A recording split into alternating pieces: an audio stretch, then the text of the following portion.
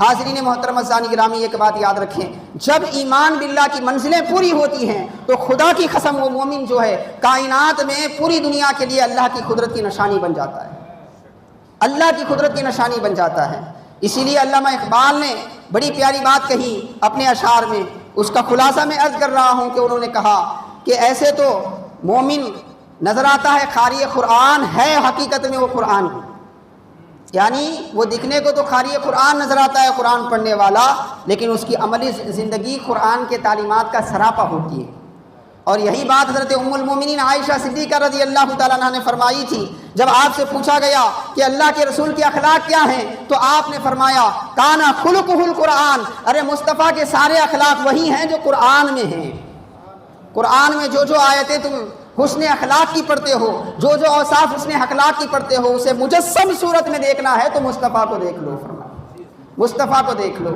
تو حاضرین محترم ثانی گرامی، آج جو پریشانی کا ہم شکار ہیں وہ ہماری بدعملی کی وجہ سے ہے، آج جو ہم پریشانی کا شکار ہیں وہ ہمارے ایمان سے غفلت کرنے کی وجہ سے ہے۔ اسی لیے ضرورت ہے کہ پھر سے اللہ تبارک و تعالی ہمیں وہ ایمان کی برکتیں عطا فرمائے، اللہ تعالی ہمارے لیے آسمان اور زمین کی ویسی ہی برکتیں کھول دے جیسے صحابہ کے لیے کھولی گئی تھی، جیسے اہل اللہ کے لیے کھولی گئی تھی۔ تو ضرورت ہے ہم اس ایمان کی طرف واپس آئیں، ہم اس ایمان کی طرف واپس آئے۔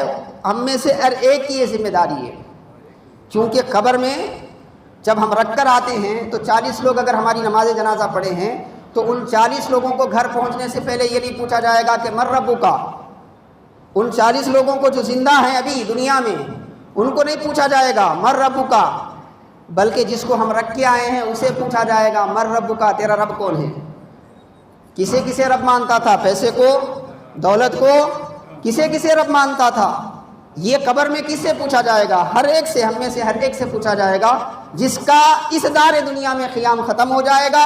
وہاں جانے کے بعد اسے یہ نہیں پوچھا جائے گا کہ بڑی بیٹی داماد کے لیے کیا چھوڑ کے آیا ہے، بڑے بیٹے اور بہو کے لیے کیا چھوڑ کے آیا ہے، بیوی کے لیے کتنی بلڈنگیں چھوڑ کے آیا ہے۔ یہ پوچھا جائے گا کہ تجھے مومن بنا کر دنیا میں بھیجا گیا تھا اور تیری ہدایت کے لیے پیغمبروں کو بھیجا گیا تھا، آسمانی صحیفہ قرآن کی صورت میں تیرے سامنے آیا تھا، اب تو خبر میں آیا ہے تو اس ایمان کی حالت کیا ہے؟ من رب کا، تیرا رب کون ہے؟ تیرا دین کیا تھا؟ اس نبی برحق کے لیے تیرا نظریہ کیا تھا؟